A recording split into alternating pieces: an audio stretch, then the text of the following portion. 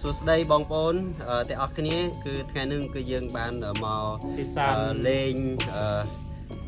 ប្រទេសវៀតណាមហើយក៏យើងបានឆ្លៀតពេលវេលារបស់យើងមក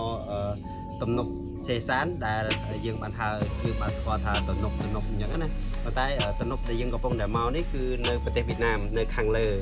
បាទនៅខាងលើហើយជាមួយបងនេះដែលគាត់នាំផ្លូវយើងហើយគាត់ជាអ្នកបកប្រែយើងផងដែរព្រោះយើង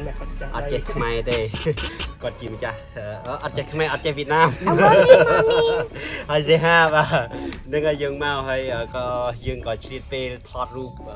សម្លៀកបំពាក់របស់បងប្អូនជាដើមភាគតិចច្រាយទៅណាមកណាគឺយើងអត់ភ្លេចទេជាមួយការបង្ហាញអំពីប្រពៃណីវប្បធម៌ហើយសង្ឃឹមថាបងប្អូននឹងគ្រប់គ្រងរបស់យើងបន្តទៀតហើយយើងនឹងបើសិនជាមានឱកាសមានពេលវេលាបើសិនជាបងប្អូនជួយយើងចង់ដើរទៅប្រទេសណាដែលផ្សេងទៀតដែលតាក់ទងជាមួយនឹងអរិយ